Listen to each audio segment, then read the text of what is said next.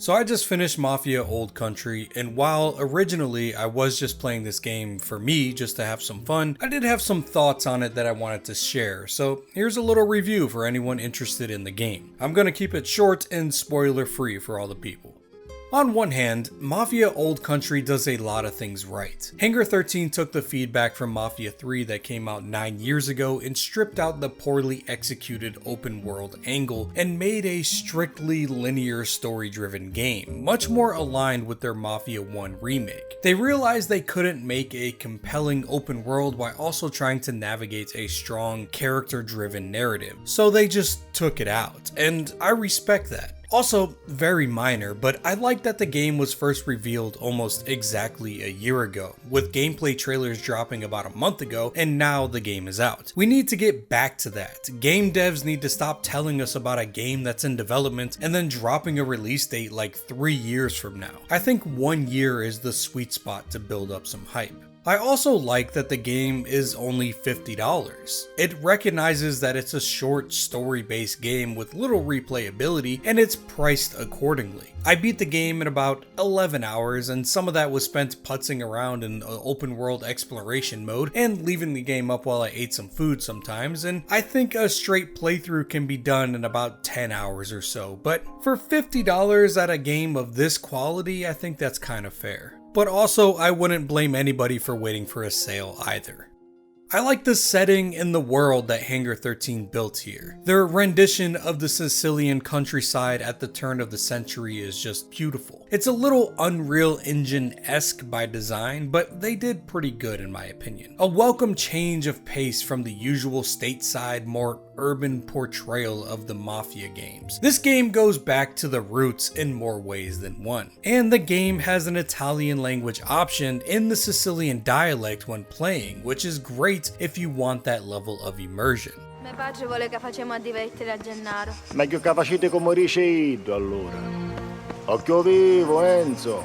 From here though, things get a little bit dicey. The story is good, which, you know, is good, but this is a game that is nothing more than a story, and I feel like if that is the case, then it should be more than good. I think that it's got a lot of slow moments and some moments that are entirely too predictable, but again, it's not that bad at all. It's just nothing that will really salt your pasta water, if you know what I mean. There are some hard-hitting moments as the characters are done very well, and you grow fond of several characters while also growing to really dislike several characters, and I think that vouches well for the game's writing. The main character Enzo was great. The prologue was very strong in my opinion from a story perspective, as it built up Enzo as this young boy who wanted more out of life, going from an indentured worker in a sulfur mine where people are dying daily to becoming one of the top soldiers in the Teresi crime family, and even then wanting more out of life. A very strongly motivated character that does make mistakes on the way, but that also makes him a strong character. There are also some callbacks for fans of the series.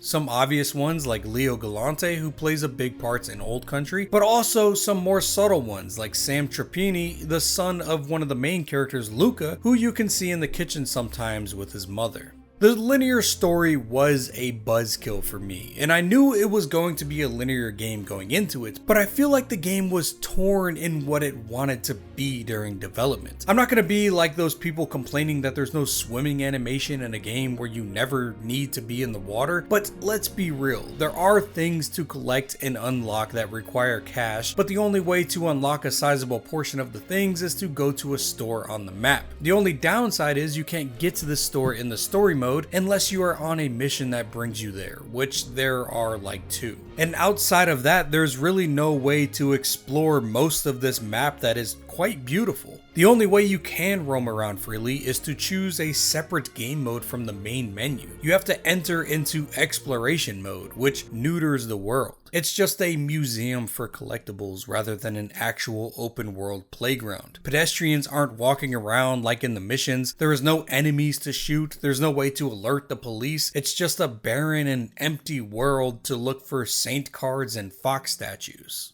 To its credit, you don't need to explore to play this game, it's just really there for people who want the achievements and collectibles. You can just one-shot the story and not need to go out and upgrade or buy things at all. In a sense, most things that you can upgrade are cosmetic, like car paints and horse reins, but you can get some useful things like charms and upgrades for your rosary, which are kind of like the perks in this game. The guns become a lesser issue as the seller at the vineyard becomes a gun supply that you can use before missions and allow you to change up your loadout to how you want it to be. But that really doesn't matter much as well because there's also only like 8 guns in the game, and enemies on each level have them all scattered around, so you can get whatever you want in each mission as you go through it as well. The main motivation to switch and change your loadout would be to change or upgrade the knife you're using, which gives several little minor perks that can change the way you play throughout the game. Transitioning into the gameplay though is where things go from mid to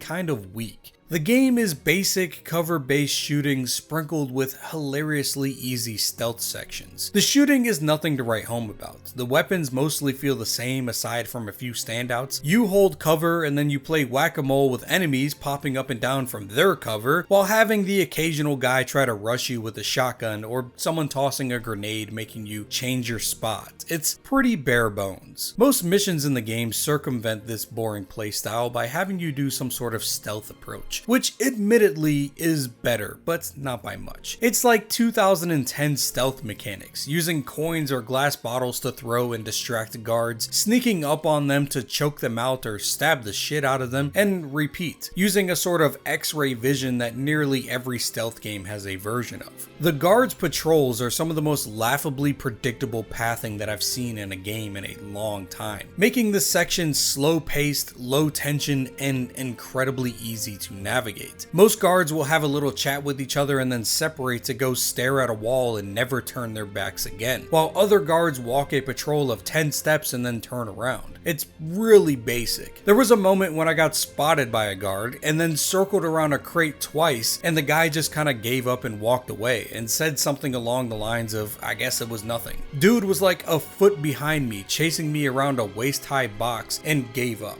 I can't show it here because it is a huge spoiler in the game, but it was hilarious. A lot of the missions have an instant failure if you do happen to get caught in these stealth portions too, but some of them have you just shoot it out if you're discovered. It's kind of hit or miss in which is which, but it makes sense for a story-driven game if you're doing something that narratively you can't shoot your way out of, like stealing crates from a police impound or something. If you liked the fist fighting mechanics from the Mafia Definitive Edition, I mean, who are we kidding though, no one really liked those, you will love the old country's version of that. Fist fighting just with knives. It's a cool concept to have in the game, scrapping some dudes in the street that disrespect you, but this game forces it on you just way too much. There's nearly a knife fight in every single mission, sometimes 2. It's crazy. If you're doing a mission where you're going to kill some named character, just know that once you reach him, you will drop your gun for one reason or another and duel them with a switchblade. I think there's one mission where you actually get to shoot and kill someone that isn't just some unnamed mafioso.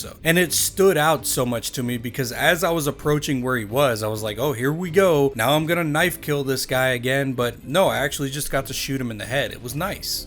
Not only are the knife fights too prevalent, but they also kind of suck. The animations are sloppy and it just feels janky. After hitting the opponent like 3 times, you get a cutscene in the middle of the fight where they tussle a little bit and change positions, and then you slash at each other for a few more seconds and then another cutscene. Hangar 13 seemed like they were afraid to take the leash off in one of their only new mechanics that they added to the game. And of course, it's a Mafia game, so there are some shoehorned in racing segments that are entirely scripted as well. In the second chapter of the game, you're forced into a horse race, and the first lap you're stuck in like 7th or 8th place the whole time, not seeming to catch up no matter how hard you spur your horse. And then once you get to the end portion of the final lap, all of a sudden everyone slows down, allowing you to glide into first place effortlessly.